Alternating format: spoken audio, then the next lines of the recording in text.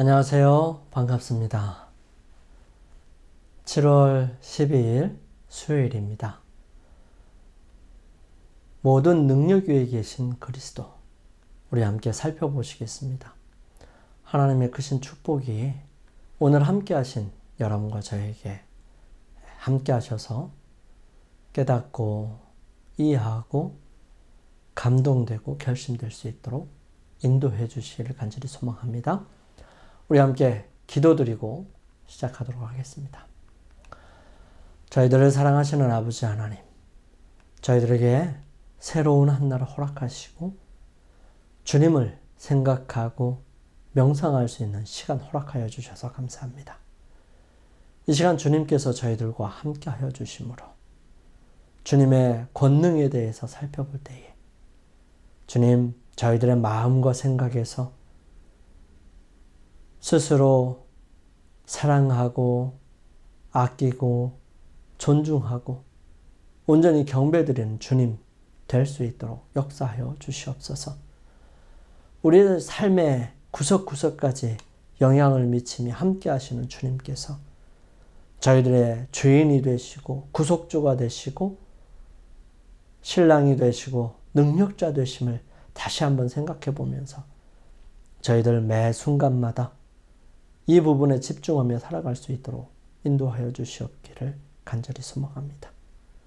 주님, 참 많은 기도의 제목을 가지고 주님 앞에 기도를 드리는 수없이 많은 사람들의 기도들이 주님 허지로 돌아가지 아니하도록 도와주시고 특별히 어려움과 고통 속에서 주님께 기도드리는 주님의 사랑하는 자녀들의 기도를 들어주시고 함께하여 주셔서 주님을 발견할 수 있는 귀한 기회 되게 역사하여 주시옵소서. 주의 크신 능력이 언제나 저희들과 함께 하실 것을 믿고 감사드리오며 예수님의 이름으로 기도드립니다. 아멘. 바울은 아버지와 함께 우주의 보좌에 앉으신 높이 들리신 예수님을 찬양합니다. 아버지와의 관계 속에 그리스도의 위치를 정의한 뒤에 하늘에서 자기의 오른편에 앉으신 그 하나님의 모습을 바울은 예수님과 권세들과의 관계를 정의합니다. 예수님은 아버지와 동등하신 분으로서 모든 권세들보다 뛰어나 계십니다. 훨씬 위에 계시지요. 에베소서 1장 21절과 2장 2절, 에베소서 6장 12절 말씀은 바울이 악한 영적 권세에 대해서 무엇이라 언급하는지 한번 살펴보겠습니다.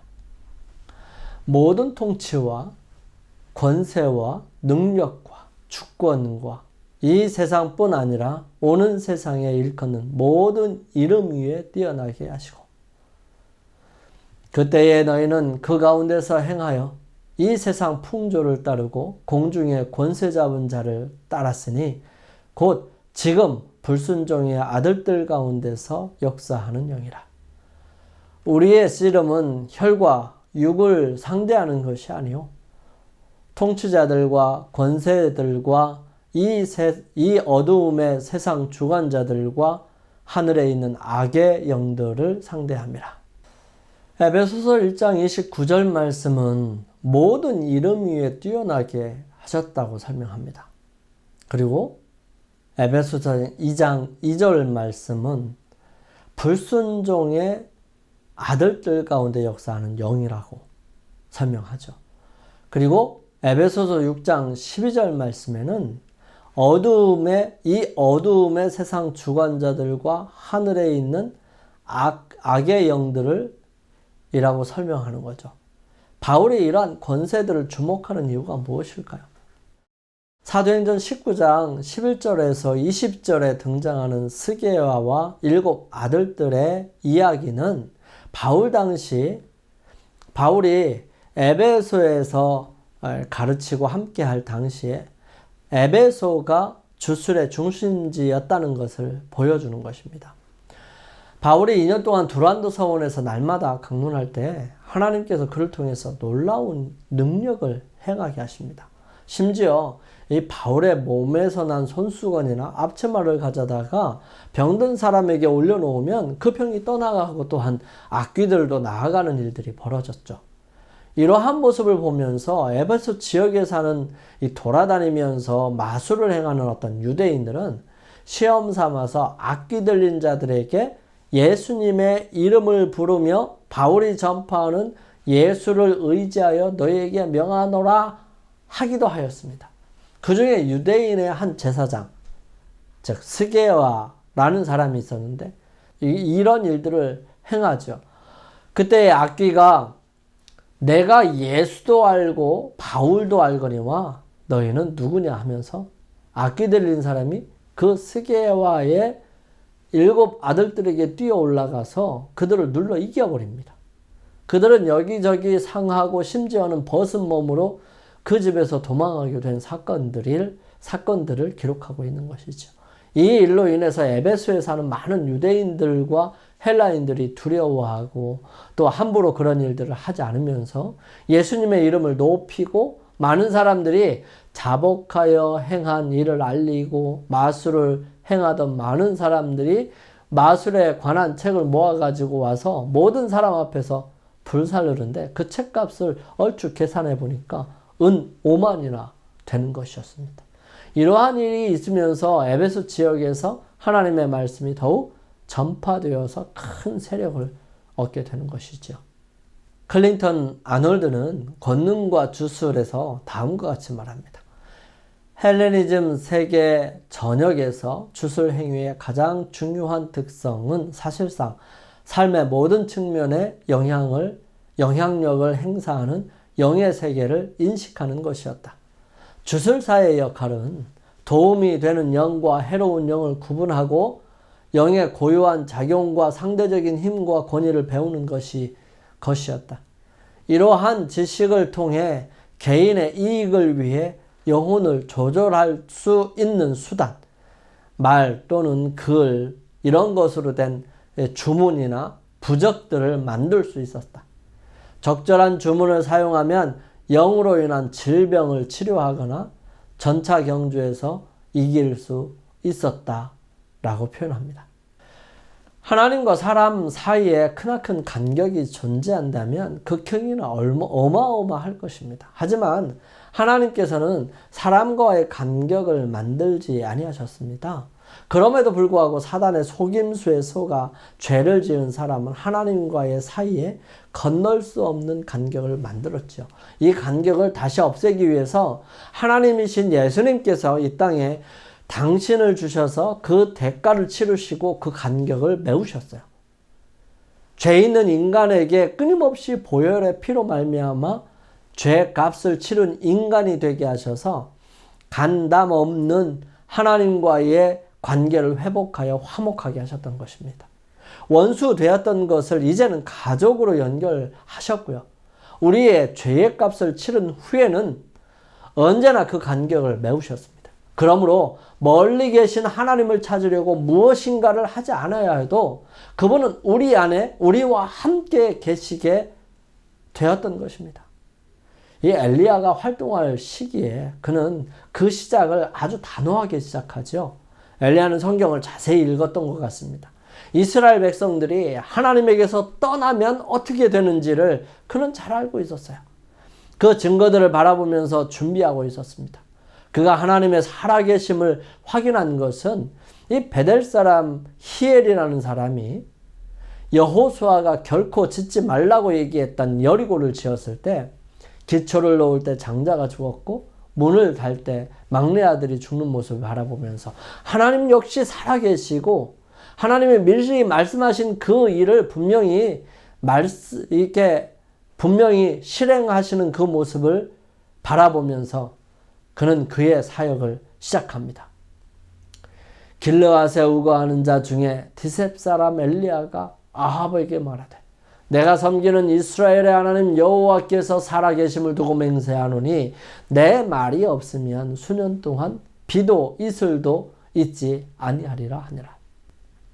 비는 물론이고 이슬도 내리지 아니한 지가 벌써 3년이 지났을 때에 엘리야는 이스라엘 왕인 아합을 만나러 갑니다. 그리고 이스라엘 백성들에게 하나님에 대해 분명하게 알게 하기 위해 갈멜산에서 제사를 지내자고 하고 아세라와 바할 제사장들 850명과 하나님의 선지자 엘리야 혼자 누가 섬기는 하나님이 신이 진짜 신인지를 확인해 보자고 얘기합니다. 많은 백성들이 거기에서 옳다고 얘기했어요. 이때 바알 제사장 850명은 그들의 신을 부르기 위해 갖은 노력을 다합니다.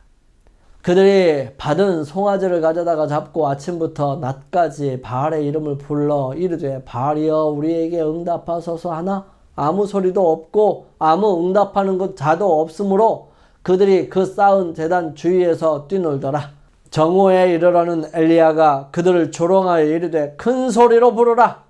그는 신인즉 묵상하고 있는지 혹은 그가 잠깐 나갔는지 혹은 그가 길을 행하는지 혹은 그가 잠이 들어서 깨워야 할 것인지 하매 이에 그들이 큰 소리로 부르고 그들의 규례를 따라 피가 흐르기까지 칼과 창으로 그들의 몸을 상하게 하더라. 이방 신을 섬기는 바알 제사장들은 주문뿐만 아니라 그들의 규례를 따라 급기야는 칼과 창으로 자신의 몸을 상하게 하면서까지 신을 불렀습니다. 주문과 주술이지요. 울부짖음으로 인해 목이 쉬고 잔해한 상처에 흐르는 피로 옷이 더러워진 사제들은 마침내 자포자기 하게 됩니다. 그들은 여전히 분노해서 이제는 그들의 태양신의 무서운 저주를 그들의 탄원에 곁들였어요. 엘리야는 계속해서 열심히 감시했습니다. 왜냐하면 만일 사제들이 어떤 책략으로라도 저희 제단에 불을 붙이는 일에 성공하면 그는 곧 갈갈이 찢김을 당할 것이라는 것을 알고 있었기 때문이에요. 저녁이 다가오고 있었습니다. 바알 선지자들은 피곤하고 지쳐서 어쩔 줄 몰랐어요. 한 사람은 이렇게 하자고 제안하고 다른 사람은 저렇게 하자고 제안하다가 마침내 그들의 노력은 끝나고 말았습니다. 그들의 비명과 저주는 그 이상 갈멜산에 반영되지 않았어요. 절망 중에 그들은 시합에서 물러났습니다. 백성들은 하루 종일 헛수고를 하고 있는 이 사제들의 하는 짓을 목격하게 됩니다. 백성들은 마치 사제들이 저희 목적을 달성하기 위하여 불타는 광선을 움켜 잡을 듯한 제단 주위에서 난폭하게 날뛰는 것을 바라보았습니다. 이 백성들은 사제들의 무시무시한 자학 행위를 공포심을 가지고 바라보고 있었고요. 그로 인해서 우상숭배의 어리석음을 생각해 볼 수 있는 기회를 가졌습니다. 그곳에 모인 무리 중에서는 많은 사람들이 이 사신교에 하는 짓들에 지쳐서 이제 깊은 흥미를 가지고 엘리야의 거동을 기다리고 있었던 것입니다. 결국 이방 제사장 850명은 기진맥진한 상태에서 끝이 나고요. 이 엘리야는 재물과 나무에 물을 붓고 도랑에도 찰만큼 많은 물을 부어서 결코 하나님께서 아니시면 사람으로는 불을 붙일 수 없도록 준비합니다. 거기에 하나님께서 응답하시죠. 하지만 하나님은 언제나 사람들 가까이에 계심을 이후 화가 난 이세벨을 통해 이세벨을 피해서 도망간 호렙산에서 엘리야를 통해서 하나님께서 가르쳐 주시죠. 하나님의 음성을 분명히 듣기 위해 자세히 살필 때에 하나님께서 세미한 음성으로 그에게 가까이에서 말씀하십니다. 여호와께서 이르시되 너는 나가서 여호와 앞에서 산에 서라 하시더니 여호와께서 지나가시는데 여호와 앞에 크고 강한 바람이 산을 가르고 바위를 부수나 바람 가운데 여호와께서 계시지 아니하며 비바람 후에 지진이 있으나 지진 가운데도 여호와께서 계시지 아니하며 또 지진 후에 불이 있으나 불 가운데에도 여호와께서 계시지 아니하더니 불 후에 세미한 소리가 있는지라. 엘리야는 그 음성을 들은 것입니다. 주문을 외워서 신을 부르는 것이 아니라 여호와께서는 가장 가까이에 항상 계십니다. 신과 권능들의 이름을 주문으로 부르는 것에 대한 관심이 이 에베소의 종교 생활의 특징이었습니다. 오늘날에도 그런 행태를 보이는 사람들이 있죠. 바울은 그리스도와 권세들 사이의 관계를 분명하게 구분합니다. 존귀하신 예수님은 모든 통치와 권세와 능력과 주권보다 당연 뛰어나시죠. 그의 청중들이 예수님의 주권 외에는 다른 어떤 권세도 없다는 것을 확실히 이해하도록 바울은 신들의 이름을 주문으로 부르는 관행에 관한 암시를 덧붙입니다. 공간의 차원에서 시간의 차원으로 전환하면서 바울은 존귀하신 예수님의 다스리심이 무한함을 강조합니다. 모든 권세를 다스리시는 그분의 통치는 이 세상뿐만 아니라 오는 세상에도 적용된다는 것이죠. 예수님을 권세들과 비교한 것은 그분이 비교할 수 없이 높은 분이시며 그분은 이 세상을 넘어 다가올 세상까지 다스리시는 주님이심을 증거하기 위해서였습니다. 영감의 교훈입니다. 권세와 영광은 위대한 목적을 가지고 그 목적의 완성을 위하여 아무런 장애도 받지 않고 꾸준히 움직이시는 분에게 속해 있다. 매일의 필요를 아뢰는 기도에서 그리스도의 제자들은 모든 죄악의 권세와 지배를 초월하여 만유를 다스리시는 나라를 소유하시며 그들의 아버지와 그들의 영원한 친구가 되시는 주 하나님을 바라보라는 지시를 받았다. 산상봉은 120페이지에 있는 말씀입니다. 세상에서 어떤 신이 진짜 신일까요? 그 신은 우리 모두에게 필요한 신입니다. 그리고 그 신이 우리 모두를 구원해 주실 것을 믿습니다. 그래서 그 신이 어떤 신인지 정말 중요한 거예요. 우리는 에베소서를 통해서 예수 그리스도께서 그 신이시라는 사실을 깨닫게 됩니다. 이 하루를 살아가면서 그분과 동행하고 모든 만물 위에 뛰어나신 그분을 다시 한번 명상하면서 귀한 시간 보내시게 되기를 간절히 소망합니다. 기도드리겠습니다. 사랑의 아버지 하나님, 세상에서 불린 모든 신들 위에 뛰어나신 우리 주님 예수 그리스도를 알게 하여 주시니 감사합니다. 그 예수 그리스도께서 우리를 위하여 당신의 목숨을 내주셨지만 그것으로 인하여 구원을 얻을 수없이 많은 주님의 사랑하는 자녀들과 또 영혼들이 주의 거룩하심으로 새롭게 됨을 보게 됩니다. 주님, 그런 주님을 인하여 감사를 드립니다. 이 하루 그런 주님과 동행하고 주님에 대해 명상함으로 복된 이 한날이 되게 인도하여 주시옵기를 예수님의 이름으로 기도드립니다. 아멘.